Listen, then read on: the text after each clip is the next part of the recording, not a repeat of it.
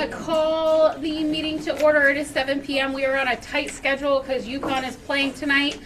So we're going to move forward. So we're going to start with the Pledge of Allegiance.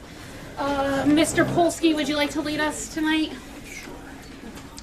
I pledge allegiance to the flag of the United States of America, to the republic for which it stands, one nation, under God, indivisible, with liberty and justice for all. Great. Wow, that was something. Thank you, everyone, for coming. This is probably the most packed room we have, and most of that is because we have students that are receiving some recognition. I just wanted to make a comment. The open house that occurred this evening at both the high school and the middle school science show were extremely impressive. If you missed it, shame on you. But this is the exact reason why. It's why we sit at the table. It's why we show up when there's town meetings. It's why we show up when there's a referendum to vote. As a side note, there is a town meeting April 15th at 7 p.m. at the Thompson Public Library, which will be adjourning to a referendum on April 29th at your normal polling places. I really do request that residents participate and pay attention to what's happening in our community and that they show up for those referendums. It can't be the same 4 or 5 people speaking out all the time. It has to be all of us. And that's where I'm going to leave it. So we're going to move on to our student liaison report. Citizens' comments. My apologies. We'll start in the room. Going once. Going twice. 3 times. And we'll start on Zoom. Or move to Zoom, sorry. Going once. Going twice. Everybody's ready for UConn. Okay. Student liaison report.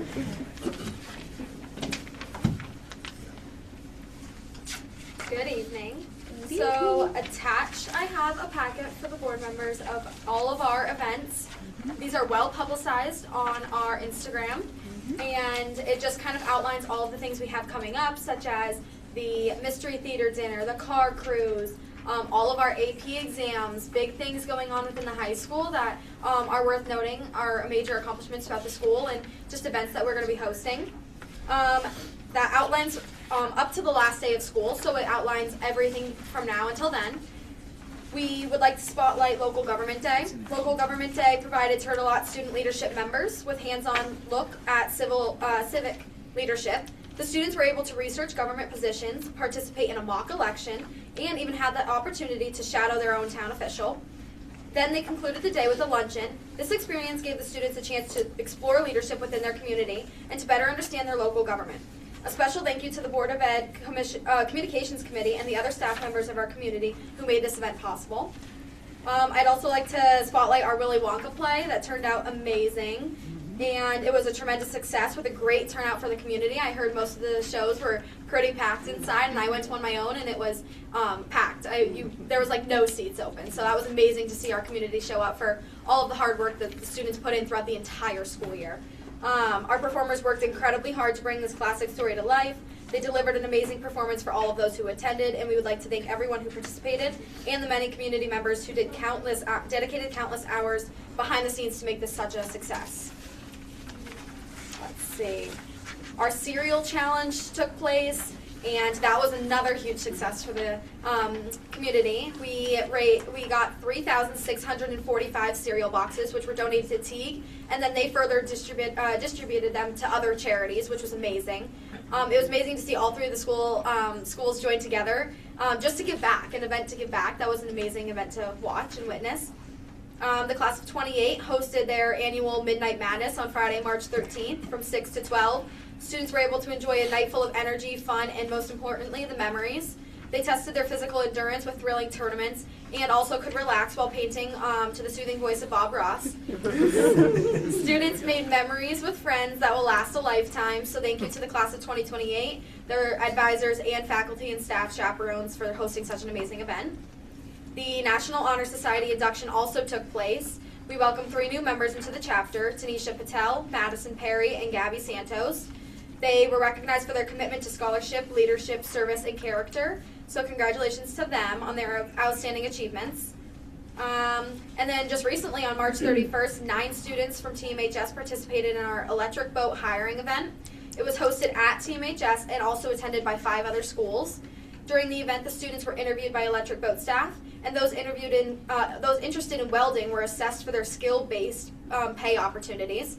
2 of our students were offered Step 3 pay, where most of them typically start at Step 1. So that was an outstanding achievement that reflects their strong participation and how our school prepares them for such success. 8 out of the 9 students were interviewed were actually hired on the spot, which was amazing to hear. So, and then our spring sports season has officially begun. Girls golf is being hosted by solely Turtelot at the Thompson Raceway, and the boys golf is co-opted with Putnam at the Raceway as well. Baseball is hosted at Turtelot, and then softball is combined with Putnam and played at Putnam's home field. And the boys and girls track team are solely at Turtelot, and they are hosting a few of their own matches here at Turtelot for the first time in almost 20 years. So we'd love to hear and see some of the community members and just people within the town show up to an amazing event. I mean, we have that beautiful track, so we'd like to put it to use. And then I also attached, which is also posted on the Instagram, a sports calendar with all of the home matches and all the home dates for community members to attend, which would be amazing to see. And then I just wanted to take a moment to highlight the efforts that the TMHS staff and administration took place during the time that we lost during quarter 3 due to delays, early releases, and snow days. There were quite a few among the days, and with our A-Day, B-Day schedule, it was kind of difficult to have to push back like AP. You can't push back the AP exams, so we had to cram a lot of time in, but they dedicated their time to helping us. They pushed off our Tiger blocks, made them solely workout based and not necessarily like the activities and things like that. They really tried to accommodate us, as well as pushing back our quarter 3 deadline by a week. So it was very accommodating, and they all stayed after school to assist us with our grades, which I know I stress myself, so I kind of understood the impact the teachers had on grading too. So I just wanted to take a moment to thank them for that as well. And then also, we would just like to hear from the board ways we can improve our communication, concerns, feedback, or topics you'd like the student leaders within the high school to discuss and report back on. The information you guys provide will be shared with our student leadership groups, such as the school governance, student council, and the Tutor student leadership team. We'd like to use your input to help guide improvements for the upcoming school year as well. So I attached a feedback form, just a little bit of like if you have any concerns or any like topics you'd like the Turtelot student leaders or just the student body as a whole to discuss, and we can report back on. We'd be more than happy to do so. And then also is our newsletter that we try to do monthly, but we're right now doing it kind of like quarterly. So it's jam-packed with all of our events, pictures, and little blurbs on all of the success that we've had within the high school. So thank you. Thank you, Maddie. Any questions for liaison, Justin? Everybody on the spot. So NEASC accreditation just came through, and how do you as part of student leadership and the student body feel about the recent accreditation? So I, as a student leader on the student leadership team, had the ability to sit down with them one-on-one and give presentations on some of my work that I've done throughout the past 3 years. And it was amazing to hear from them. They were asking us very in-depth questions and like things that I feel like people don't usually ask us about our work that we were completing and things like that. So that was very eye-opening, I think, for them to ask us. And hearing the feedback that they gave within the school, I think was amazing to see. And I am very glad that we were able to put out a report sooner than June for the community to see and just have the opinion that, you know, we have a lot to do. And, you know, a lot of it is not seen, but you know, we want to highlight it, and I think that all of the student body within the high school have talked about it and have continued to bring it up. It hasn't been something that's gone unnoticed, which I think is amazing, because some students I would not have predicted to hear talking about the NEASC people. They were talking about how amazing it was to hear all the things that they were saying about the school. And of course they gave us improvements to work on, which I think is amazing for us to continue our success, especially with our communication with the community and just the town and as a whole. I think was amazing to hear that they like our improvements, but they'd like us to keep pushing forward, and that's just feedback that we're going to continue to take and add more bigger goals for us in the future, which I think was amazing. So I think as a student, it was amazing to see, you know, a little bit more recognition than what people give, and I think it was amazing to like find all the little like hidden things that we don't necessarily put out there that they found was different, which was nice. And it was nice to hear little comments that they were making. At one point, I overheard them talking about how usually when they come into a school, there's things that they see different on paper than in person, and they were like, there's nothing that we're finding. Like, this is kind of weird. They're like, we've got to find something. But they were amazed with everything that we had, which I think was amazing to hear. Matt? Thank you. Quick, just an extra plug for the track meets. I believe we also have new bleachers for people to sit in. Yes. So They're beautiful. just to encourage attendance. And Yes. And I mean, like I said, it was 20 years at least that we haven't had one. So it would be amazing to see a lot of people show up for our team, and it's huge too. We have a lot of students participating in track, so it'll be amazing. Thank you, Maddie. Thank you. Thanks, Maddie. All right, we'll move on to student recognition. Melinda? Oh, so, well, I'm going to actually invite the two that have been responsible in carrying out the C-Perch program at the middle school. You know that this is a combined effort that Electric Boat funds the program for us along with UConn. So Principal Granado and Derek, are you here, Mr. Bernier? Okay, come on up. And they can talk a little bit about, and I'm sure Derek can talk a lot about, the C-Perch. You can remember last year when the students did place with trophies their first year, and now we have good news, they're moving on to nationals. Yes, and we should actually, can we get the students up here? They're You here. absolutely can. Yes, come on, don't be shy. Thank you. It certainly wasn't me. Yeah, they're all here. We have one missing, but everyone is here. They're amazing. So these guys, these kids all built the sea perches, competed in the regional competition, and won first place, which was pretty amazing. Only their, I think, first year doing it, right?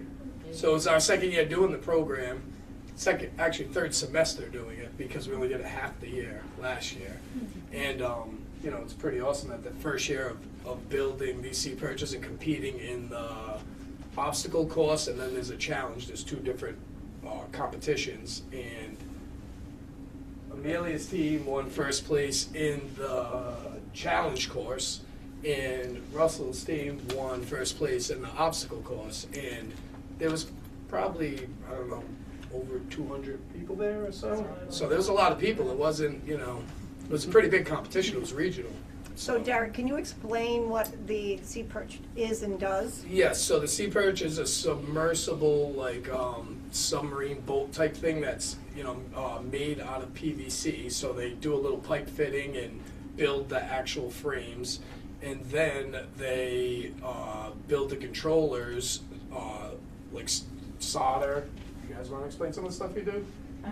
They did such a great Yeah, job they on did- winning. they You did guys good. go Yeah. ahead. Seriously. Tell them. So we had the PVC pipes and we had to drill holes into them, and we had to we also had to solder the boards for it so that we could connect it to the batteries and stuff, so we could actually be able to control the boats.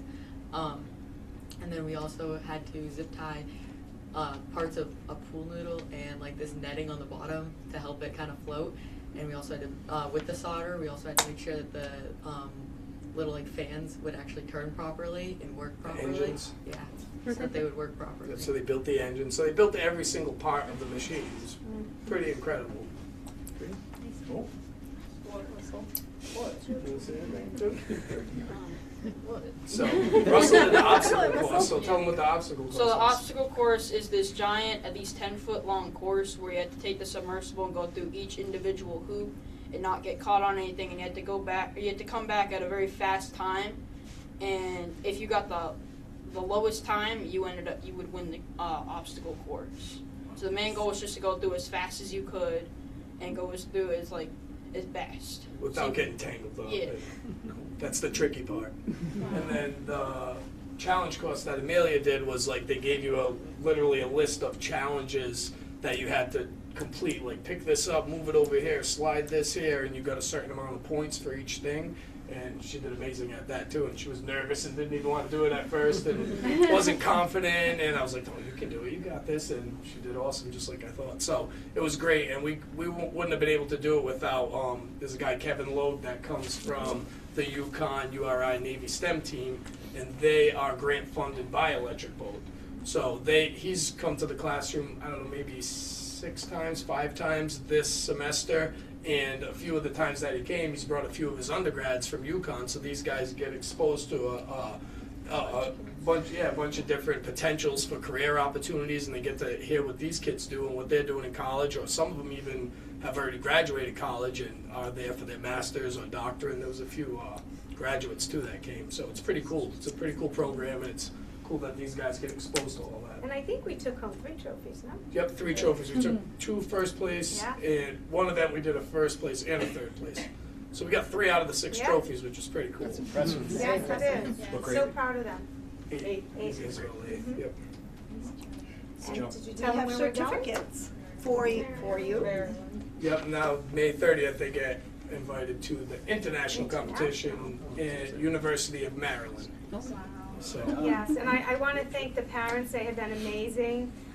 They're all accompanying the children so we can go. So it's going to be fun, May 30th. So wish us luck. We'll let you know how we make out. But we're going to take home a Before you- trophy, right? Yes. Absolutely. Before you do that, a couple of quick questions. Approximately how large was your submersible to do an obstacle course? 2 feet? Like a What? foot? Oh, the obstacle course No, itself. your The sea submersible. perch. Yeah, it's about this big, maybe a foot or so, right? Maybe a little less than a foot. Yeah, probably. It's pretty much a cube. Yeah, cube. Okay. Yeah. And is there a follow-up program at the high school level similar to this that will even accelerate what you guys are doing, the amazing things you guys are doing? So as of right now, there's not, but it's funny that you say that because I was thinking that when they asked that on the Winnie radio, he said something like that, like, oh, you guys going to continue on with this next year? Are you going to do, and I'm like, oh, we don't, so maybe that's something So- potentially in the future. So the idea of that program was a precursor to welding, right, with the soldering and Soldering, all of yeah, it's a that. baby But welding. that's a question we can certainly pursue, if they do have that competition beyond grade 8. I would like to see it continue too, because it's successful and students enjoy it. Yeah. But we, as far as I know, it stops because we have our elementary program where they come in and they do the engineering modules, and I think there's 6 lessons that they teach 4th grade. And they do the precursor to the soldering where they do the cheese whiz and the crackers and they have to put things together. And then they talk about buoyancy and floating, and it gets them ready for the middle school program. So I'm not sure what's in between there. We'll have to dig into it. Yeah. Get into like robotics. Cool. and some- Correct. Yeah. Thank you very much. Yeah, big shout out to Mr. Bernier because he's amazing with the Thank you. students and These Yeah. guys are amazing. we're a great They did a team great here at the job. middle school. Yep. All right, thank Thank you you. for inviting us. We do have certificates for each of them. Yep. Don't run away. Yeah, Don't run away, don't run away. All right, Brooke is not here. I didn't think I saw her. Sorry.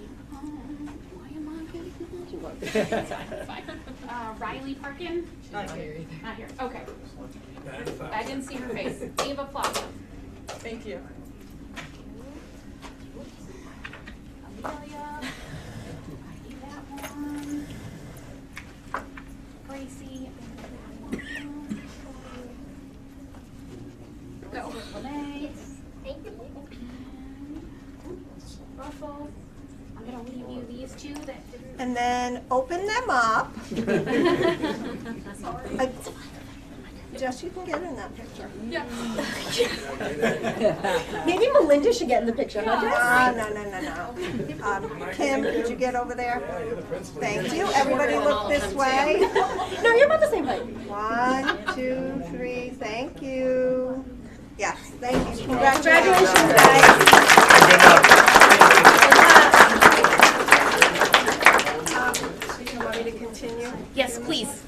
Next on the agenda, we have Jeremy Helwig. Jeremy, are you here this evening?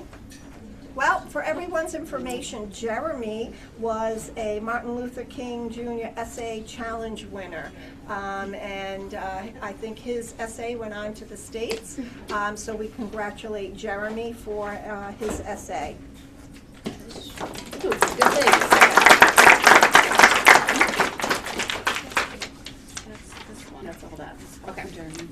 Perfect. I don't know if you want to move anything around, but we have students here from Mini Medical. We also have a presentation from Adult Ed. If you wanted to move my report up, that way we could. Do we? Motion to move superintendent's report from 10 to 7. Second. All those in favor? Aye. Any opposed? Abstentions? And I'll, And then subsequently move C and B before the enrollment update. correct, thank you. Sorry. Motion to move C and B before the enrollment update. Second. Any? All in favor? Aye. Any abstentions? Any opposition? Good to go. Sorry. All right, you're fine. My bad. So we have 2 presentations here this evening for adult education. As you know, we have been in a partnership with EastCon, who has been providing our adult education. I have been giving you some information about that program in my briefs. And so Killingly last year Killingly High School opened up their own adult education program. And so in discussion with Superintendent Nash, we learned that their program is off and running. It's thriving this year. It's geographically closer than the EastCon program. And so I invited both programs here to be fair, and first invited Killingly here to share about their program and could it be a possibility for Thompson Public Schools. So I'm going to turn it over to you, Dr. Nash. Great. Did you want me to speak up there? Or? Yeah, Yes. only because.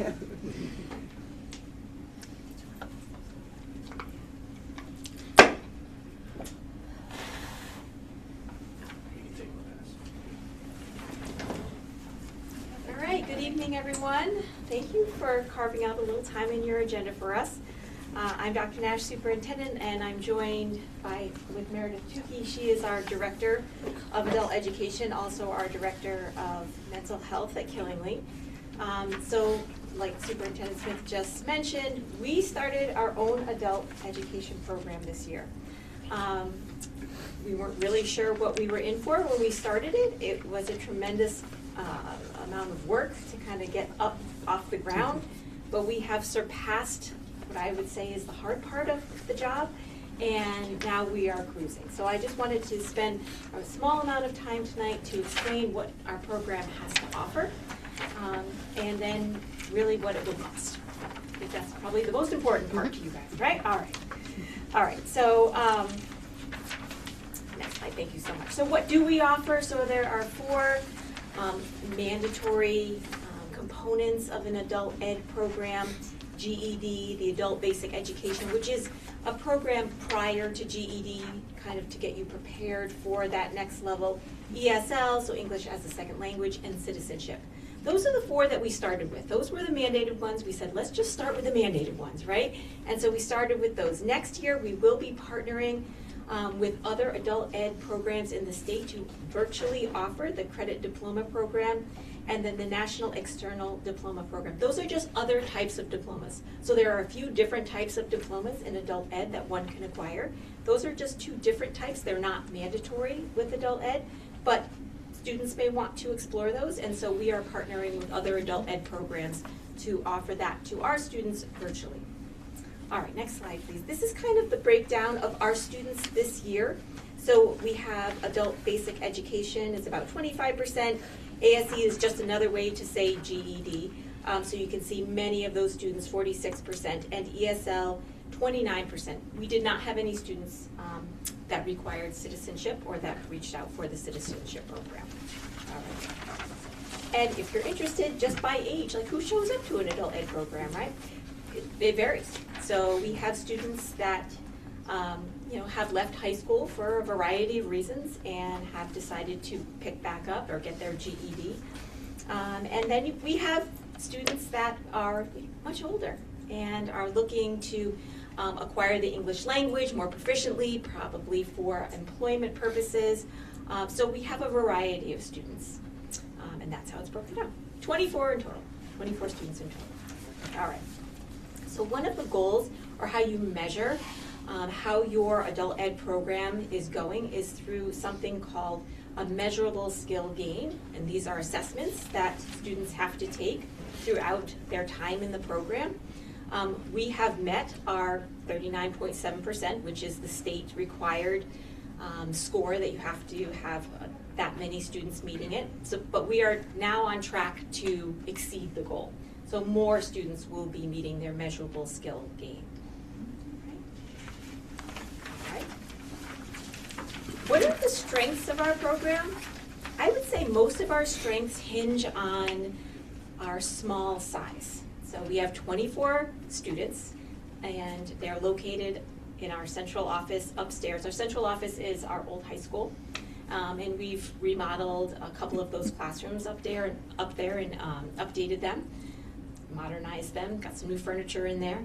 And so our program is small enough that we can really develop student relationships. Like, I know who these learners are because they walk past my office with their kids on the way to the babysitting room, right? So we know who they are, we know their stories, and we can really kind of boutique the program that they have. What do they need? Our adult ed teachers are not just teachers. I would say they're kind of life coaches, right? So they will help our students in any way, shape, or form. And if they need help getting employment, we have a career counselor. That person comes in, helps them with employment. If they're struggling with, food or heating, we have, in Killingly, we have our Family Resource Center, and that person partners with us to help our students with any needs that they may have. Like I mentioned, we have babysitting on premises, so that's not a barrier for any student that has young children. And we can really monitor closely how they're progressing. We don't lose track of anyone, no one slips through the cracks, because there's not many students, and we can keep kind of tabs on everybody. So I would say the strength is just our small size and the relationships we can build as such. All right, so now we feel firmly rooted. We've got this, right? We've gone through all the trainings, and we fully understand what an adult ed program requires. So we're going to expand. So what are we going to do? We have a very robust career center at Killingly High School. It has multiple career pathways. We have job shadows once a week, so over 70 a year. And we thought, well, why should they just be for Killingly High School students? Adult learners could probably benefit from those as well. And so our career center director and myself and Meredith are working on a partnership so that our adult learners can also benefit from job shadows. We also have our career center sponsors field trips, the Manufacturing Roadshow at Dodd Stadium, the Aerospace Alley at the Convention Center. Our adult learners should be able to go on those as well. So now that we feel firmly grounded, we can start to expand and offer some of our career center perks to our adult learners. And one of the things that we really would like to offer more of is virtual or online programming. And so we feel like we're in a good place and we could start doing that for next year. Okay, cost. So this is a formula for Killingly. I just wanted to explain how we figured this out for Killingly. Because sometimes it's, you receive some grant funding, right? You have a local contribution from the board, but you're never really sure what that covers. Now we do, because we experienced it. And so prior to going out on our own, all in, the cost for our adult ed program was about $216,000. So we started off a little, about 100, we thought, well, we could probably do it, for about 120 after we did all the calculations and the worksheet that they require you to provide to the state. At the end of the day, so we just had to submit our final year report for finances. We're just over 100,000 all in. So that is, if you think about it, kind of a 50-50 split with the state funding. It's 50 from the board side, 50 from the grant side. So significantly less than what we were paying before. And I wrote down, below here, what does that cover? So we have a director, part of her salary. We have a career navigator, data administrator, GED registrar, all these are required, by the way. These are all mandated by adult ed. So you have to have these, testing coordinator, and then a teacher for every one of those subjects, right? So materials such as your GED textbooks, and your training, and online seats. So like I had mentioned, we are going to be partnering with some other adult ed programs, and they charge a small fee if you are joining their program for an online course. And just general classroom supplies, right? So that's what that 100,000 covers in Killingly. So in the next slide, how do we use that kind of for Thompson? So I believe your all-in cost is about $100,000. If we were able to do it for 50% less, then I assume that it would be about 50% less for Thompson. Again, that would kind of depend on how many students that you have, but I don't think you have too many students. 7. 7, so not many. So it could potentially even be slightly less. So once we kind of have a handle on the students and what programs they require, we can get, you know, more precise, but just ballpark, 50,000 should certainly cover what it would cost for Thompson. So that's a $25,000 board match, and then the $25,000 from the state. And there's a formula, and I think I include you in on the formula and what the split was. And we have to make a decision by April 15th, because we have to sign on. So I've been holding the document until we had this meeting tonight. Yep. And then everything is there, you know, what do the 50,000, you know, our students are taught in person right now, but they will also have an online option. All of our Career Center perks, if you will, babysitting, that comes with the package deal. And all of our students have access to a Chromebook or a laptop. So if they don't have technology at home, they can use ours. Heather? 2 questions. Sure. Are you marketing this to other districts as well beyond Thompson at this point? If they ask, yes. Okay. You're the only one that has asked so far. Okay. And then you had said that it may ebb and flow dependent upon numbers. So we have 7 now. If the interest grows over the years, and you know your program is something that maybe people latch on to, would the number increase with enrollment, or how does that work? I would have to say it would need to increase significantly. Yeah. I don't think anything would change. Okay. You know, even if we went up to 20 students, I don't think that's, you know, a make or break kind of thing. Yeah. Yep. Matt? 2 questions.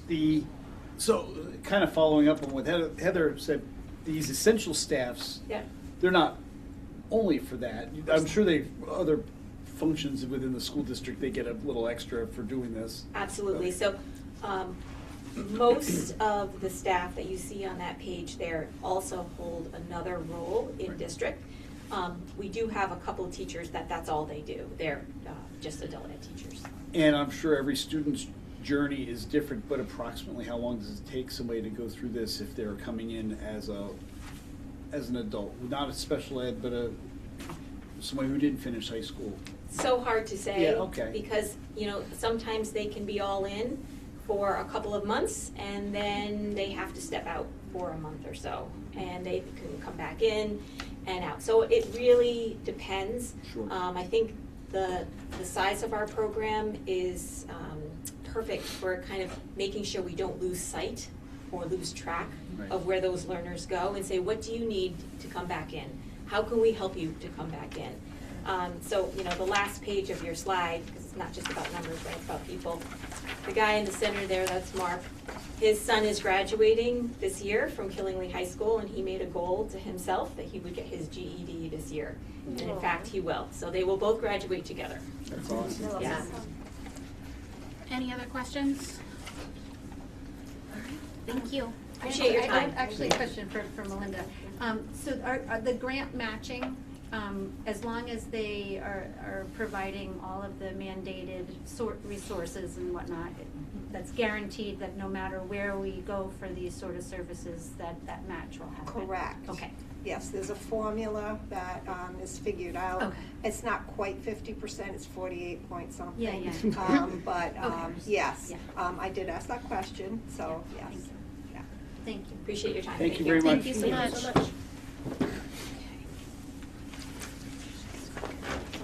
Okay. We're just gonna fetch the East Con people from outside. Yeah.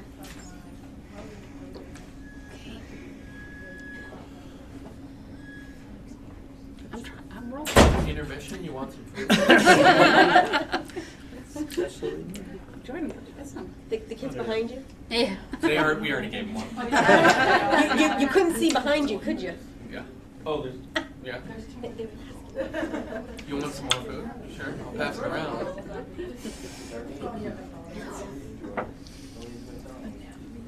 Just like a nutritious. If you'd like, I'll volunteer to do mine.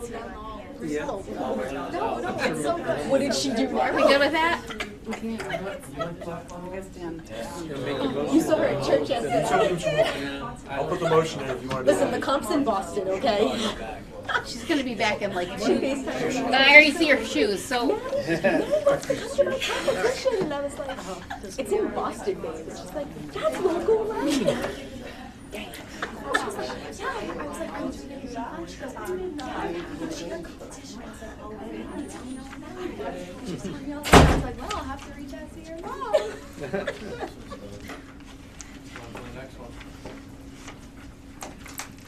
And this is our representatives from EastCon. Good evening. My name is Kristen Hempel. Is this loud enough? Yeah. Okay. My name is Kristen Hempel, and I'm the Director of Adult and Community Programs at EastCon.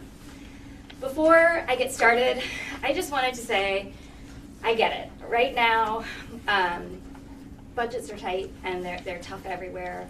And I wanted to let you know that we hear that, we feel that, and we're doing everything in our power to try and provide the best quality programming while at the same time reducing costs across the board. So I'm going to talk to you about how we do those two things during this presentation. So let's get started. We can go to the next slide. So what we're suggesting for FY27 is that Thompson go ahead and continue on with the commitment to Adult Education Consortium at the $100,000 level. That comes with a state reimbursement of about 50%, which would bring the total amount down to about $50,000. However, what I'm proposing is that for next year, EastCon subcontracts with Thompson for rent as well as potentially some staffing at about a $25,000 level. That brings Thompson's out-of-pocket expenses to approximately $25,000 for the full mandated programming as well as everything that I'm going to describe here.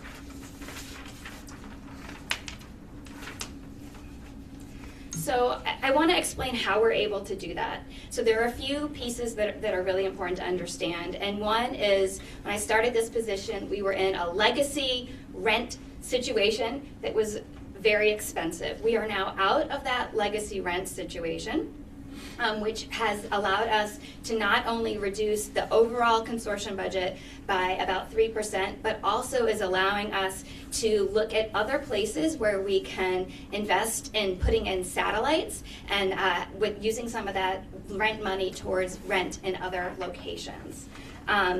And of course, as you know, this is all while we're dealing with increased health costs and all those other kinds of things. But we really are looking at putting the money back out into the districts. Another thing that we have going for us next year is we have some grant funding, which supports integrated education and technology programs. And I'll talk to you about that in a little bit. But that also will allow us to be out here alongside your welding program to provide some high quality programs that support that. All right, so let's talk about what the $25,000 actually buys. Let's go to the next slide. So the first thing I wanted to say is, and you have this one pager that covers most of these pieces. The first thing that I want to say is with this $25,000, you get a history of strong performance. So you'll see the proven performance box and our results. So you get high quality programming that meets and exceeds the state and federal targets. And these numbers are a result of intentional integration of Department of Labor and Education grants, which allow us to do more and with less and to maximize the results in the adult education space. The second thing that you'll see you get with us is accessibility and flexibility. So adult learners are often some of the more challenged students in terms of the barriers that they're facing. They may be working jobs, they may have kids, they might have struggled in traditional classroom settings. So a regional program allows Thompson to not only offer the learners the state mandated programming, which are adult basic education, ESL, citizenship, and a high school completion program, but we also are able to do a full range of programming that allows for personalization and flexibility. For example, we offer 3 different ways to get your high school diploma. The GED is a great program for some people, but high stakes testing is not the way to go for everyone. So we have 2 other options, a credit diploma program, and we have a national external diploma program, which is a one-on-one program and portfolio competency based. Additionally, we know that schedules can be challenging, so we offer in-person classes and we also offer live Zoomed classes. Our classes currently in Thompson have been in the afternoon, and that isn't that has served a number of students, but it's not all that we want to do. We want to be bringing classes in person here to Thompson in the evening. Part of what we have heard from some of our past learners is that they are going to be more available in the evening because their partner will be home, and with childcare issues, they can come in the evening, whereas they couldn't come in the afternoon. It also works with people with different schedules based on their jobs. So we offer online and in-person throughout the day and evening classes. We also have teachers, coaches, tutors, and counselors that are available at times and locations that are convenient for the learners. We frequently will have people like our counselor from Thompson over there, Melanie Rivero. She will come out even when we don't have classes to meet with the student, whether it's at Dunkin' Donuts or wherever, in order to make sure that the student is getting the attention that they deserve.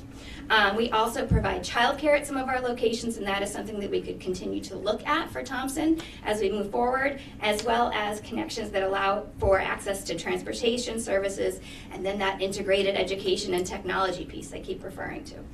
So the third thing you get with us is advocacy. So we do think that we need to be present in the conversations at the state and national level. So for example, there was a cut at the state level this year. We went in loud and hard, and the state legislature did put back $1.7 million into adult education for this year.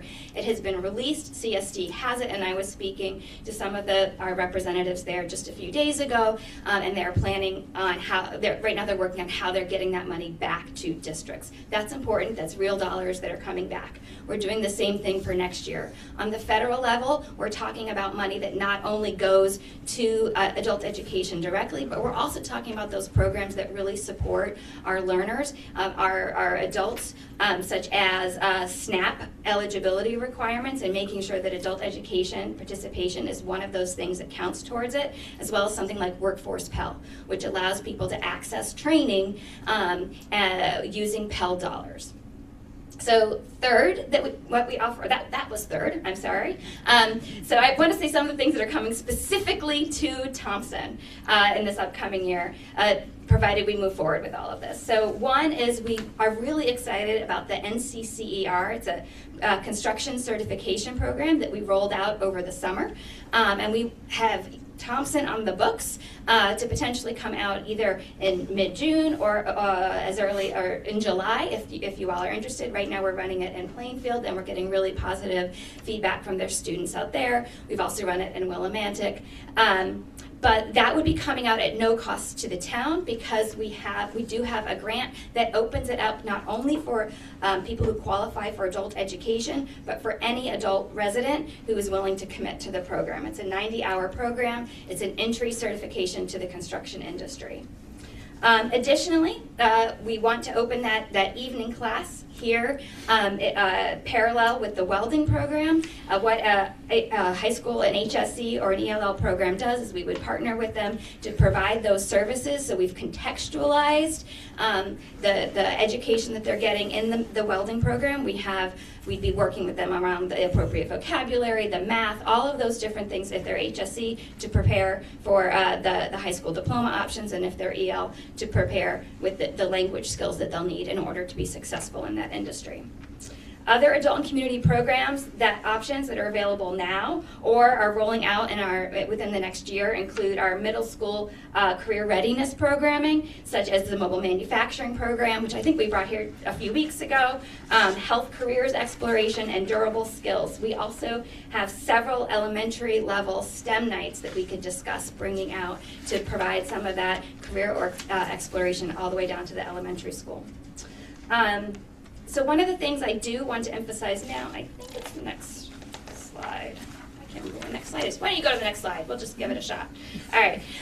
What I want to emphasize is that the reason that we can offer this programming at no cost is because we're a combination of the way that we're structured as a department and the grants that we've secured. So we have co-funded staff across multiple funding streams, and so that allows us to be out in the communities and to bring in expert guidance, materials, and resources. Then we leverage that expertise and we go for additional grants to expand our reach and our flexibility.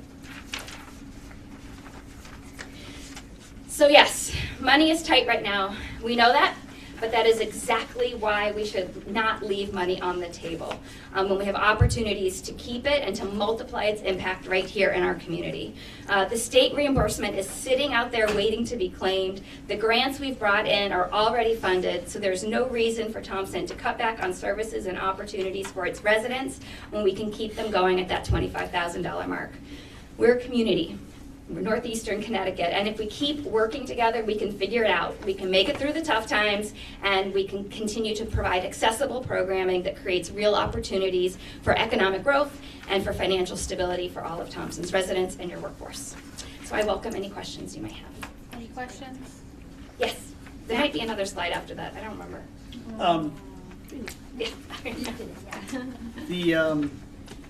So currently, Thompson students are going down to where? Teague. Teague. So we have Teague.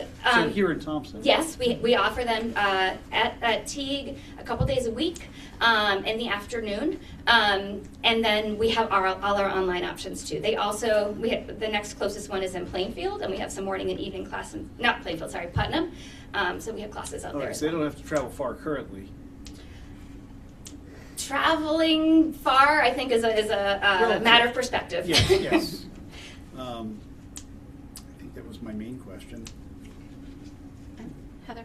Okay, so I have a couple of questions actually. So I know this is something for this coming year. Is this something, a model that you will be continuing, or is this just because of the lease situation? So we're now out of the lease. Okay. So I want to run it next year. I want to see how we can do it, and I want to be able to work with you all to build it out as we need to build it out.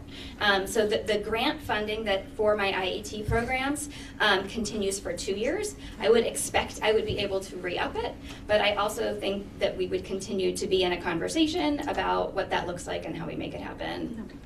So, and then my next question is, I know the math you indicated over here. Is there any conflict of interest from a state perspective of us going, applying for that it's 100,000, getting the 49% back, and then subcontract? No. No. Okay. So they won't. That wouldn't be. It's two separate. Okay. Yes. Okay. And then, would any of this evening type stuff proposed at our location be in conflict or an issue with the CT state agreement that we currently have? It could. It could. Okay. It could. We use both sides of the shop now during the day, but that could cause some issues because they also want to be able to expand out, and that's taking priority. Right. Yeah. And so I think part of what we'd be looking at is for our evening pieces, we would be what has happened in other situations is that our staff push in to the CTE classes to do, like as an aid, sort of supporting the teacher in there, and then we offer additional pieces in a non-lab setting, so in just a regular classroom. How many districts send students to East Con for adult education, and overall, how many participate? So I don't remember, I think this year we have about 300 separate learners so far. The year before that, I know that equated to about 1,800 enrollments. We did have more learners last year than this year. I have some theories about why. There's been some cutback in some of our ELL students coming in, but so that is part of it for us. But so most learners do take about 3 classes with us at a time, 3 to 4 classes over the course of their year. And I didn't answer districts. I think it's about 2021 now. Okay, thank you. Mm-hmm. Any other questions? Well, we thank you for coming in. Thank you very much. Thank you very much. And that was a lot in a short period of time. Thank you. Take it back. You should try working with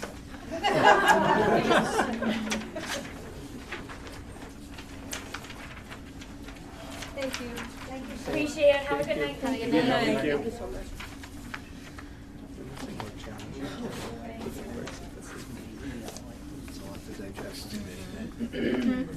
Yeah, we're forward with mini med. Okay.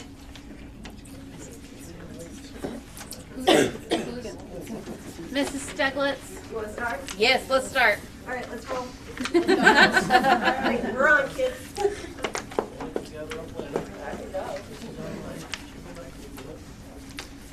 So thank you for having us tonight. We're here to talk about the mini medical school that we ran at the high school this past calendar year, not academic year. And I'll explain how that went. Do you mind, please? I got the clicker. I'll get it up for you. I'm just forward. Oh, I gotta take this picture. These girls worked hard. Yes, we did. Smile, girls. Gotta get in there.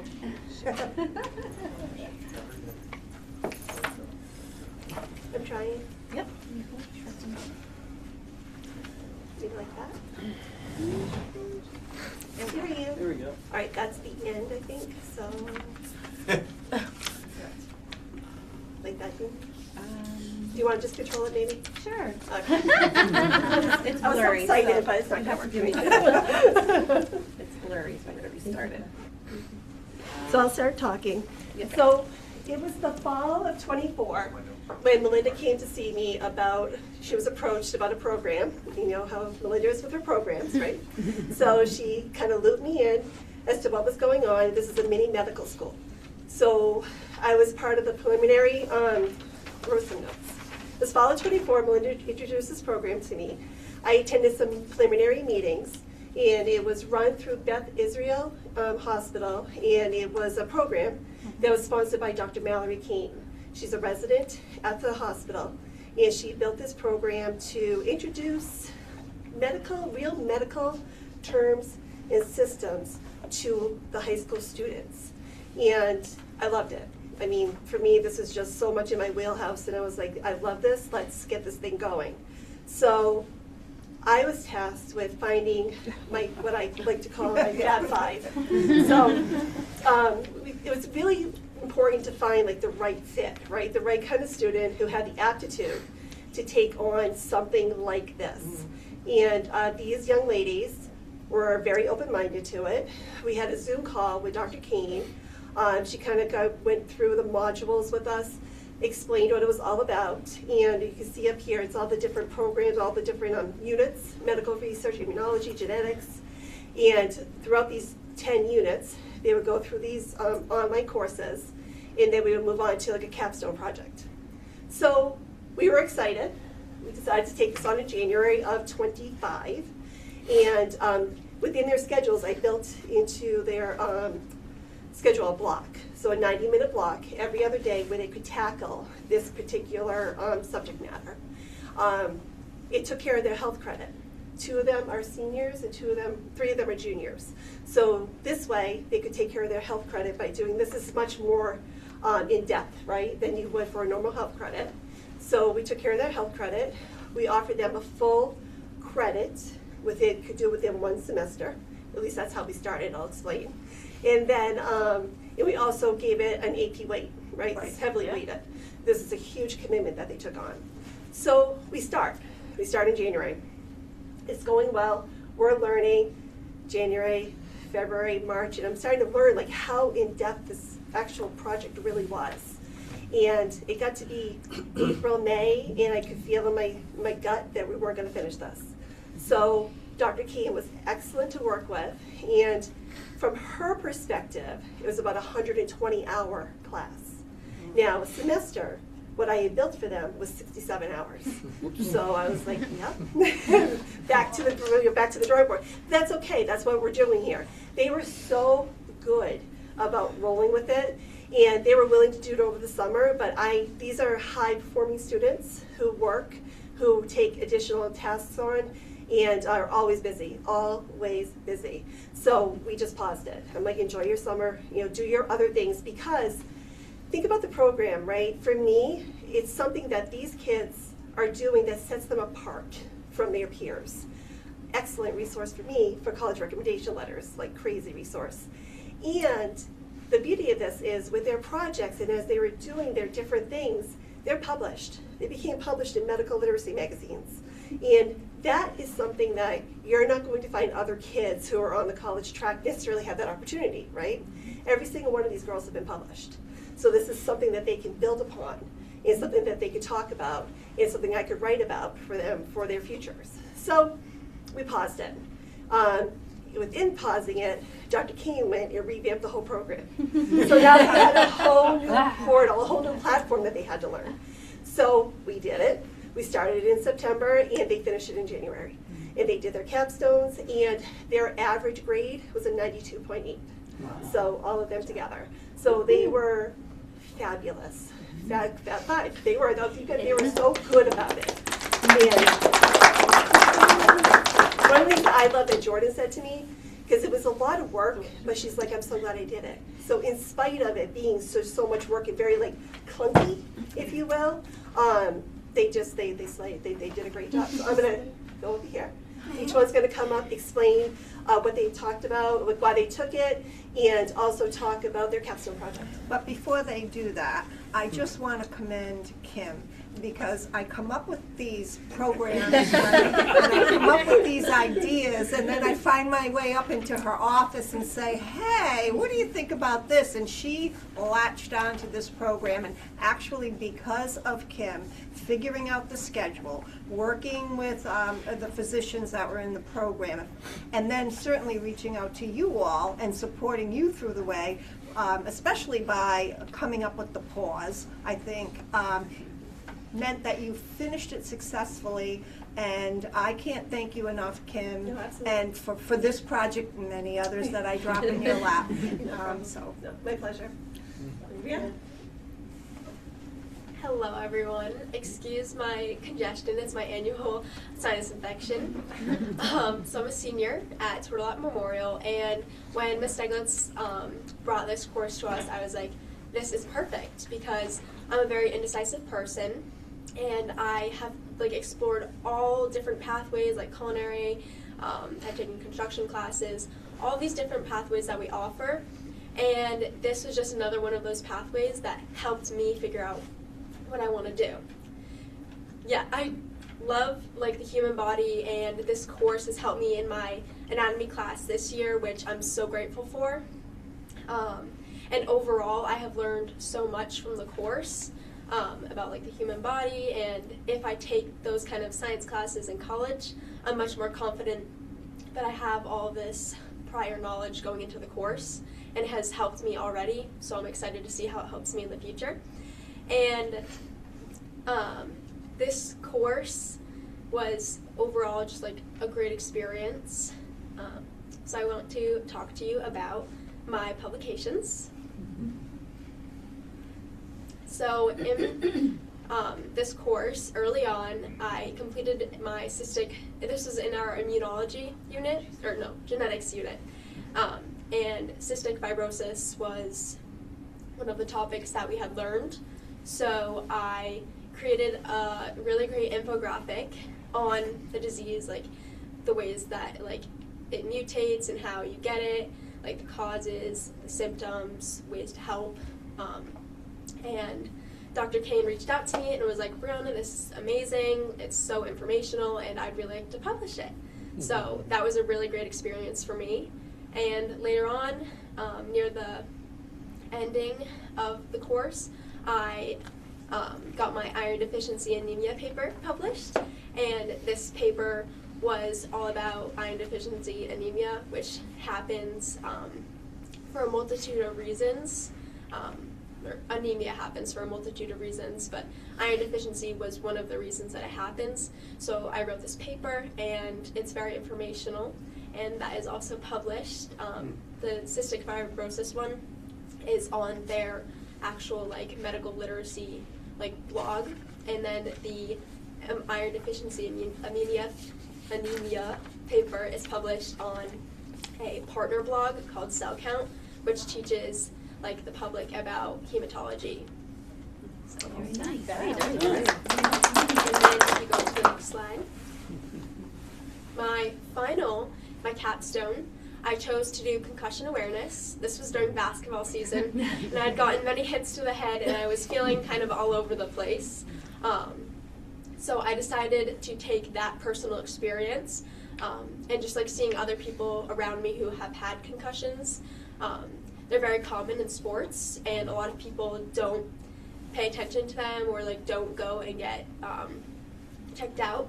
So I did a bunch of research, and I put together this flyer that I ended up putting around the school building to inform people about the dangers, like symptoms and signs.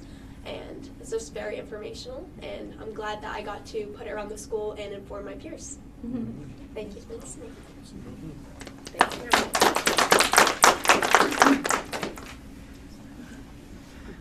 Hi, I'm Mabel. I'm a junior at Turtle, and I took this class because I'm very interested in healthcare and human biology. Ms. Steglitz actually got me involved in Day Kimball's junior volunteer program, which is a very important thing to me. It's like my whole personality. But through Day Kimball, I was able to job shadow in labor and delivery, and I've seen 2 births now, and my volunteer work has allowed me to discover that that's what I want to do. So I'm not sure if I want to be a doctor or a nurse, but this class was really important to me to further progress into healthcare. Last semester I took medical terminology through RCT state partner work, and I also took my CNA last semester and obtained that. So I'm now working at Westview as a CNA, and this semester I'm taking EMR. So just really trying to get involved in healthcare and learn more about it. So this is a really important class to me that was able to help me learn about that. So my publication through the program was my infograph social media post on air pollution and how it affects respiratory health. So that's in the top left, which was really fun to make, informational. I mean, I think it's pretty basic stuff, but then I also included 2 of my favorite projects that I did, which is about how poverty affects your health, mental health, and physical health, and then I did an infographic on Down syndrome. And then my capstone is I did a YouTube video of like teaching kids about reproduction and genetics and how it all works. So I talked about how you get your DNA from your parents and just how everything works. So I included my write-up of what I was going to talk about in the video and all of my plans for the video, and a link to the video that I made, which was also shown. And I showed a few of my classes and made sure that I got it out to public as well, which was a big part of our capstone. Was important to make sure that you were getting public output. So that was my journey on this.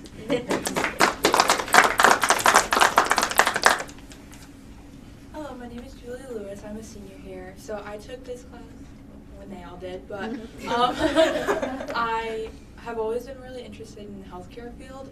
This fall I'm going to UMass Boston for nursing, so I think this class has definitely helped me get into all the nursing schools that I got into, and it's definitely helped me feel a lot more prepared. I got my CNA license last semester, so I got to also do clinicals at Metropolitan, which was also really nice for me. I'm planning on going into street nursing for a little while, and then I want to get my nurse practitioner license and then go into labor and delivery nursing. So this has definitely been a really good course for me to kind of learn what subjects I like more in what areas. So yeah, that's a little bit about why I took it. My article on sickle cell anemia got published, so it kind of explained how genetics affect sickle cell anemia, what populations are more likely to get it and why, and then just there's new advanced treatments that are coming out. Obviously it's not treatable or curable right now, so there's right now it's called CRISPR, and it's a genetic modifying tool that they're using to try and help sickle cell anemia patients get better. I got this published a little bit before my birthday, so when we went to my birthday dinner, my mom wanted me to tell my grandparents, and she's my biggest supporter, but she's not the best on timing. So when the waiter came up to get our orders and everything, she goes, "Julia, you have to tell your grandfather about sickle cell." And the waiter looks at me like I'm dying, and he's like, "Are you okay?"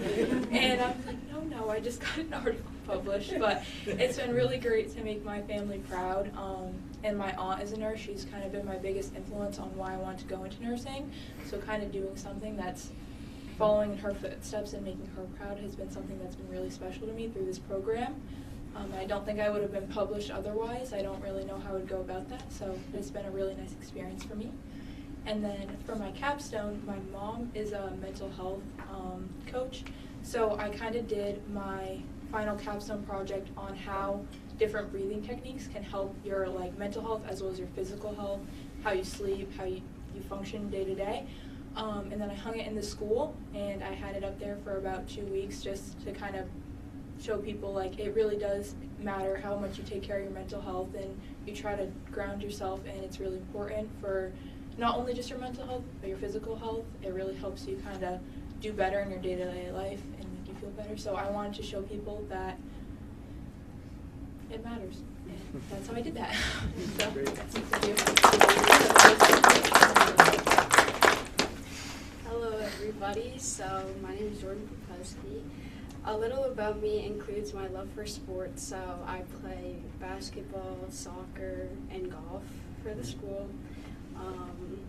I love spending time with my friends and family and praising God. Moreover, I want to start by thanking Mrs. Seglitz and Mrs. Smith for this amazing opportunity to take this class. I was hesitant at first because Mrs. Seglitz was telling us what it would include, but so glad I took it. While taking this medical class, I was also involved in the CNA course here at Turtle Up, and I was able to earn my CNA certification. Though my current job doesn't reflect my CNA certification, I hope in the near future to begin a career in the medical field. This is exactly why I was drawn to this course, despite the workload, late nights, and good stress it brought on. While out of school, I was able to go above and beyond and to reach my goals to help me in pursuing a career in healthcare. One way I did this was by volunteering at Day Kimball over the summer. And thank you, Mabel and Mrs. Douglas, for sharing this opportunity with me. Some of my publications are linked there, so I did 3 articles. One was on coronary artery disease, sickle cell anemia, and I think my skin cancer one was also published, which was my capstone. For my capstone, this was a long process. We had to plan everything out, but definitely prepared me for what I will be facing in college, I guess. But I decided to write an article to educate the public about skin cancer. I chose this because I think many people often push the issue off to the side. Whether it's thinking you don't need sunscreen in cloudy weather or simply that you tan but don't burn. I am also highly interested in dermatology, so I believe this topic correlates well with my future career goal. This project was not just done overnight. Like I said, it was a process, but I learned more about skin cancer through this, and yeah. I was gonna add that in. Hi, I'm Tanisha Patel, and I'm a junior at TMHS. A little about me includes my love for painting and listening to music. I also like to binge watch shows and spend time with family and friends. I'm also on the golf team. I want to start off by thanking Mrs. Smith and Mrs. Douglas for giving me the opportunity to take this class. Through this program, I was able to develop my research skills in complex medical topics. And my first publication was a research paper about hypertension, which is high blood pressure. I researched about the cause and effect of high blood pressure on our mind and body. My second publication includes a presentation about the effects of stress on brain function and structure. I researched about how stress can negatively affect our mind and emotions, and also the physical changes in the brain. And my final capstone, it was an article about the science of sleep deprivation in teenagers. The reason why I chose to write about this topic was because it's an important topic, especially nowadays teenagers don't get much sleep, including myself. And I thought it was important for everyone to know, and through my article, everyone was informed about healthier sleeping habits. And also, I want to say thank you. With this program, I was able to apply skills in my health class, even though this class did count as a health credit, but didn't have anything on my schedule. And yeah, thank you. The only word I have to say is impressive. Yep. Yeah. Very. You did a really good job. Can I ask? Yes. Request. Is it possible to, especially like the graphics that you guys did that were published, the one-page kind of graphical stuff? Is it possible to put like on Facebook, promoting this group, the program, and then definitely the graphical like pictures? And say that these were solely created by our students, not just information, but also the aesthetic, like the whole thing was done by them. I think they're pretty cool, and the fact that they're published is amazing. So I think we should be definitely putting that out there into the universe. So I want to give credit to Mabel. She was able to put our slideshow together for Yeah. us, which was wonderful. If you ladies are okay with releasing your information, I don't see why we couldn't publish that. Yeah, and I mean, it doesn't even have to be the whole slideshow, but just a little blurb to talk about the program and the 5 individuals, and it was a year long, and just some samples of what you produced. I think that would be impressive, Girls, why don't you open up your little certificate? And Kim, please get in there. Because Kim. without Mrs. Steglitz, this definitely would not be possible. The wonderful thing we have in Mrs. Steglitz that all guidance counselors do not possess is the way to think outside the box and make it work. And when you have a guidance counselor like that, you can move mountains. So, anyway. Quick question. What's that? Where's your certificate? Yes, Thank you, great job. Kim, quick question. You mentioned that it was AP level class. Is there an overall test that they can take? So no, their capstone was they had a final exam on all 10 units, and their capstone. So when I say the AP level, when I weight for that. I mean, the highest weight I could give it. Right. Within the Thompson. Right, but there's no program college study. credit issued. No No, college that's- credit. But it's quite an amazing set of classes. It's impressive. And you have a follow-up for a next cohort of students. So just asking the same question. So they don't know it yet. That's true. I have my eye on a couple kids. Yeah. So honestly, it probably won't be next year. They need another year around. But that's where they're So heading. they're sophomores now. Yeah, they just don't know. Yeah. Thank you, Excellent. girls. Thank you so much. Thank you so much. Girls, Enrollment update. Yep, enrollment update. So we, last month at Marriott Fisher, there were 326 students. This month there are 325. There were down one. At the middle school, there were 277 students. We now have 274. We're down 3. And at the high school, we have 168 students last month and 166 now, down 2. So district-wide, we're down 6 students for a total of 766. And then, of course, you can see the movement on the subsequent backup pages that Danette provides for us. Justin? Do we have an idea, we went through this last year, we saw an uptick in school, and then we saw it kind of come back towards the end of the year. Do we have an idea why we went homeschool this month? There was 4 of them total, I think. No, parents don't really need to give us that information. One was one single family that took 2 students out, I know that. I certainly reach out to those families and ask if there's something that I can do to discuss it, help. Folks didn't reach back to me, so I do know on the state level that is a hot topic in Hartford right now in the legislature, trying to make more accountability around homeschooling. That should be interesting on how that all flushes out at the end of this session. But yeah, no, we're not specifically certain. Good. Thank you. Any other questions on enrollment? Okay. Teacher non-renewals and layoffs. I had let you know that we had 2 non-renewals. One specifically is because it was a grant-funded position, that grant runs out this year.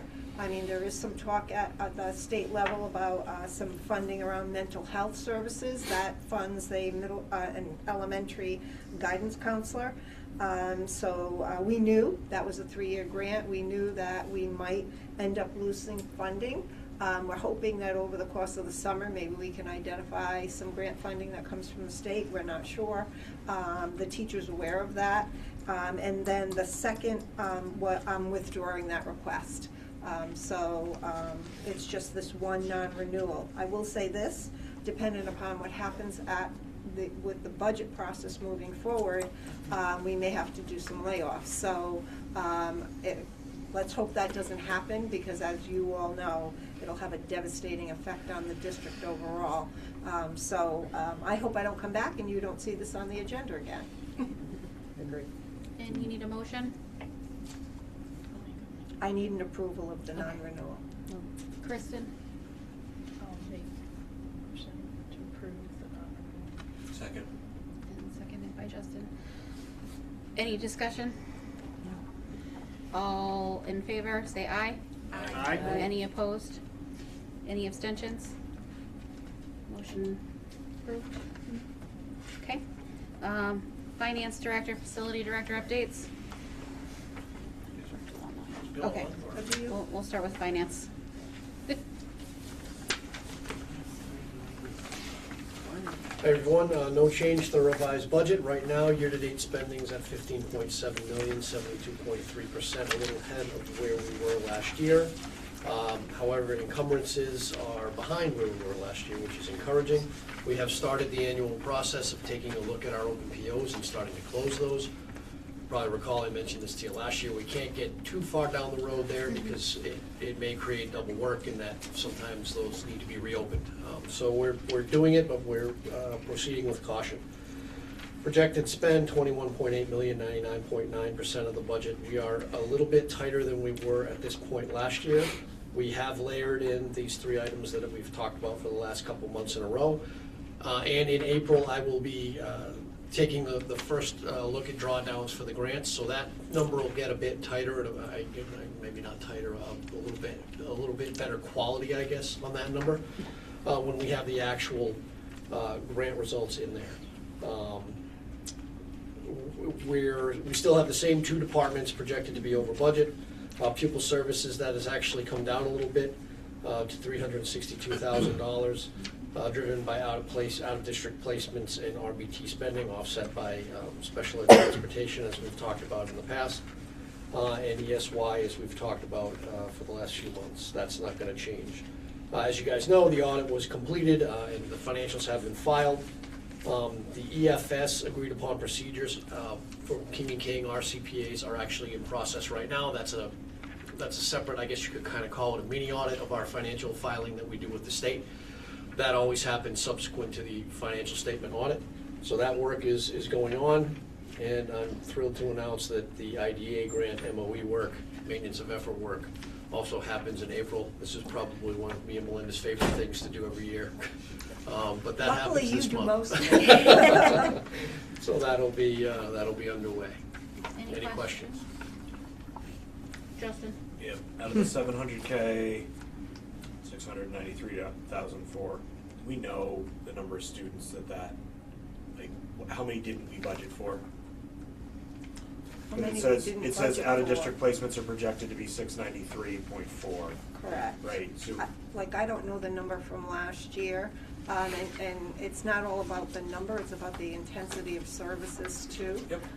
So it could impact some of the services we deliver here on site. For the contractual services, I can certainly ask Dr. Jones for the breakdown. Unfortunately, we have had some Yes. new additions to that bucket in just the last month and even in the last couple of weeks, I think. Yes. So unfortunately, you hate to see that. You hate to see that any time of year, but especially right at the end. yeah, I mean this happened last year too. I just want Right. to. I don't. Madam Chair, I don't know how to start quantifying this. This seems to happen every year since I've been here, where we budget a certain number, and this is our number that, I mean, granted, we're only 362, but it's 700,000 in outplacement. We've got to figure out how to manage this a little bit better, either from a state standpoint, getting the state to pay attention to these volatilities that we have. It's not, and I apologize, it's not the way that we're managing it. We're managing it the best we can. What we need to do is we need to figure out how, as a small district, 5% of our budget just gets nailed by one segment of where we are. Like we've got to figure something out to better attack this, because the taxpayers are other students in the district. We've got to get our heads wrapped around this somehow. And I know we're doing everything we can, and I commend the efforts that you're putting in with the other boards of ed. But 700,000. I mean, last year I think we were 600,000 at this time, give or take. I mean, that's when we're talking 5% or 5% of our overall budget annually. It's crazy. We've got to get our hands around it somehow. Yep. Anybody else? No other questions for Mr. Steglitz? Thank you. Mr. Birch? Does he have anything to add to his report? There. He is there. Hello, everybody. I really don't have too many things for you. I've got a couple of things coming up, and that is going to be next week. We are hoping to do the final air and water balancing for the new HVAC equipment. We're also planning to do the evaluation on the diesel generator to see what the story is with the engine on that and what repairs may be necessary. We hung the last two air handlers last Friday. Those are the last two major pieces of equipment that needed to be hung for the HVAC project. And we're going to start the renovations in the kitchen next Monday, We're gonna do the disconnect on Friday afternoon. We're removing the range and the Ansel system, and we're gonna put the new steamer in and move some convection ovens around to make a little more space and room for a couple more hot boxes in the kitchen.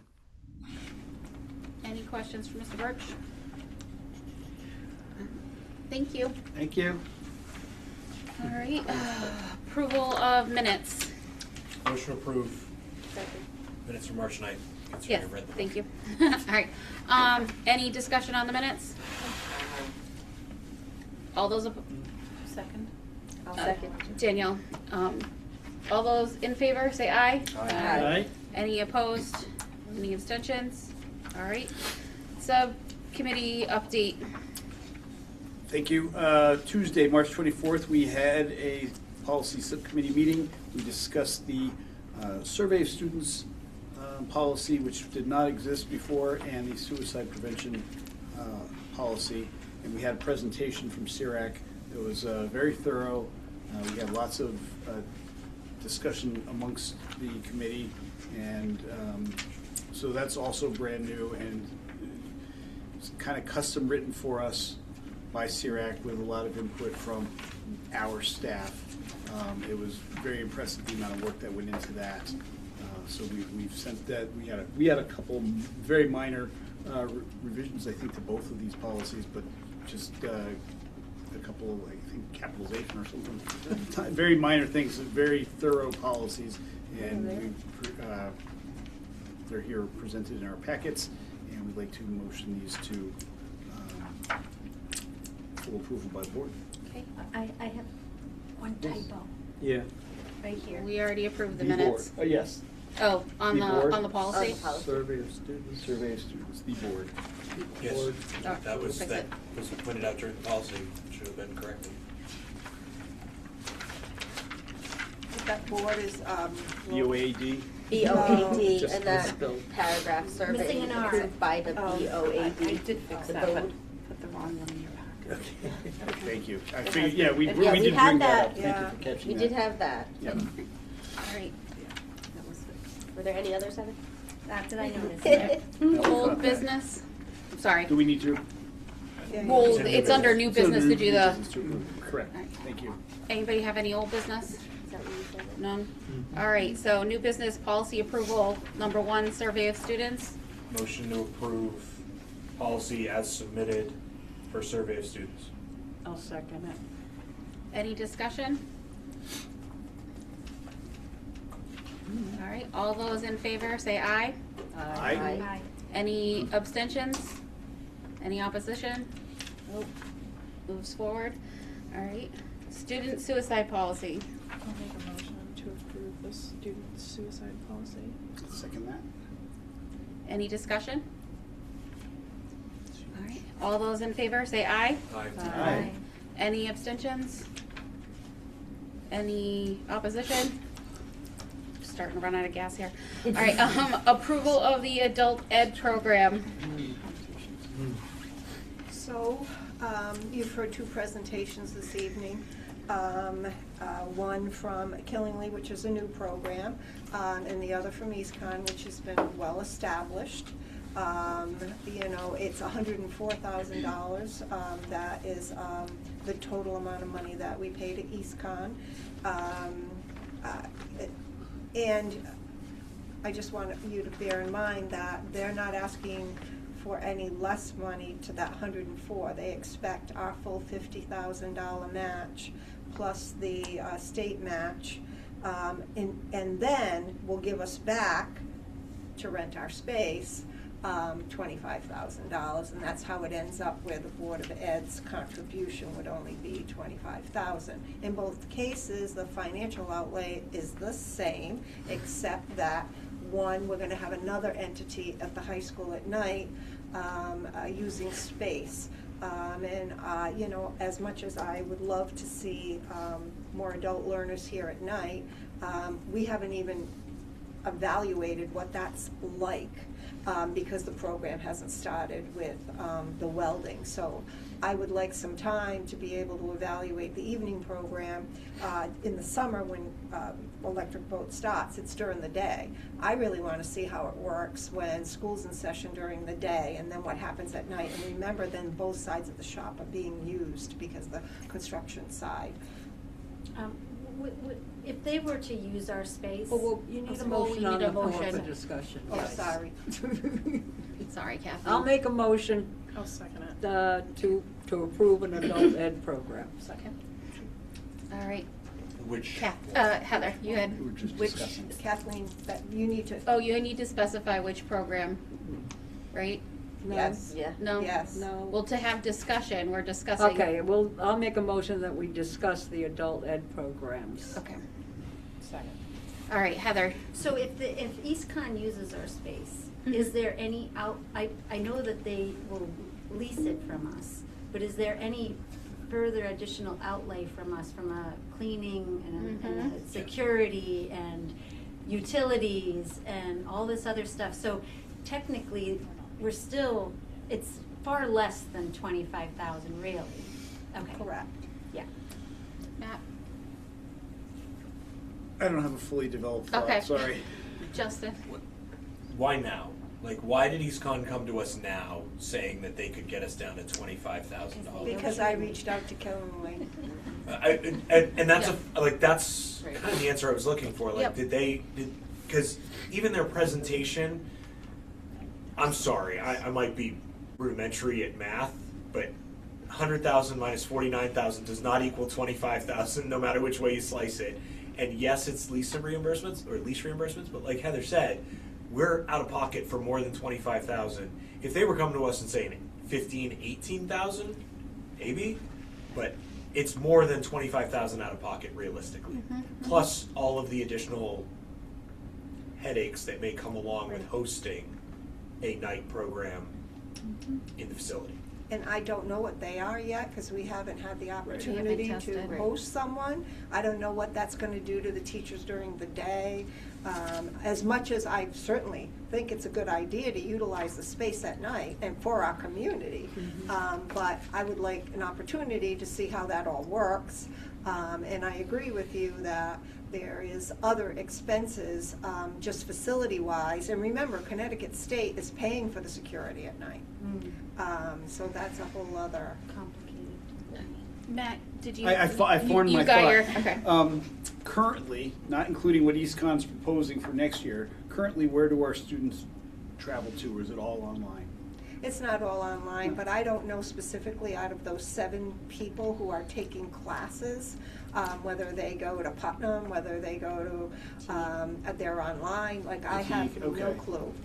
So, yeah, I just want to make sure that going to Killingly, I don't know, these people don't have vehicles or all the other stuff, but having childcare on site is great. I just don't want to create a hardship and have people drop out because it's all the way down in Killing, 12 minutes away. But it's as great it would be to have it on site. I just don't want to create a hardship. And not all programs were they recommending on site here. It was just the construction because they needed. Right. So it was not a cure-all. Yeah. Okay. Kathleen. Yeah, now I'm forgetting my thought. There is no guarantee that this 25,000 is going to continue either. Well, right now, the state is matching, it's a 48 points. No, I meant for EastCon. Oh, correct. Right, this is a one-year deal at this point. Yeah, she said at best it could be 2. Yeah. Right. Yeah, possibly next year. Possibly more. Yeah. What's the And then we go, 20. If Killingly is for however long we choose to well, make the that's, contract. we got 7 students. They could increase it per student. Right. If they had to hire another teacher, if we had more But students. she had indicated that if it was even 20, that she there wouldn't wouldn't be a necessarily change. change the price. Like, Right. we've had so few students already Right. in the program that. But she did emphasize the fact that there's the emphasis was on a small program. So if they start bringing other students from other areas in, it's going to cease to be a small program. Well, so I originally got into this because I wanted to know, you know, would $104,000 be enough for us to run our own program? The answer is no. We're already taxed out with staffing wise. My staff couldn't take on another thing. And so how she manages it is because she has these other positions already within her budget. So, I mean, I couldn't replicate it, right? We'd have to be in partnership with someone. Do we continue with EastCon, or do we go into a program that is a new program? Quite frankly, I just don't love the idea of the only benefit, well, the only way we get a discount is if we give them our space at night. For EastCon. I do like the fact that they have all of their people involved, the career counselors and those other things. It just seemed like it was already, because it's already at that high school that I've been in that high school, they have a lot there. So that to me seems more comprehensive there. And EastCon has comparable staffing and a good program, don't get me wrong. It's just that what our district can afford and what we should be providing for adult learners. And I think that the Killingley program is a good program. Okay. Justin? I mean, was there any conversation with the Killingley superintendent where if that program did get too big, they could satellite here in Thompson? Well, I just talked to her on the way out and said we need to be able to link the evening welding program with the adult learners at Killingley, and we got to figure out how we can do that, right? Because they could be whatever prerequisites they need to take, resume building, whatever. We can make sure that then we get them into a pathway that they can train here, because that would be ideal. I think as long as conversations like that are going on, I would go for the Killingley program all day long. Good point. I remembered my other train of thought. We're already No, I know, going into this fast, so- I know.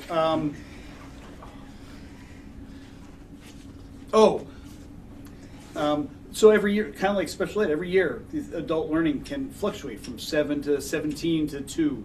And so, you know, it's really, that's just a statement more than a question. Thank you. Motion to approve Killingley's program as the adult education program Thompson moves forward with. Second. All right, all those in favor, say aye. Aye. Any of those opposed? Any abstentions? I'm not clear enough to give you a good. All right, so that will be a, 1, 2, 3, 4. 7 to 1 with one abstention. Okay. All right, correspondence from Woodstock Academy, we all saw that? Yep. Yes, ma'am. Okay. Citizens' comments, round 2. Start on the Zoom link. Going once, going twice. Sold. Comments in the room? Going once, going twice. Sold. Board of Education comments? Going once. Oh, Kristen. I mostly just had a bunch of accolades this month that I just wanted to say that I attended the Family Stories Night at the elementary school, which was phenomenal, and they had huge turnout, and I got to hear Mrs. Rice's family story, which we greatly enjoyed. So kudos to all of them and to Lindsay Clarko for that event. I went to the NHS induction, the musical, the showcase tonight, the leadership roundtable event, so I just think we're doing so much, and I personally am really proud to be sending my children here and to be a part of everything that's happening. So it just seems like a lot of good stuff this month. All right. Anybody else? All right, motion to adjourn. Second. Great.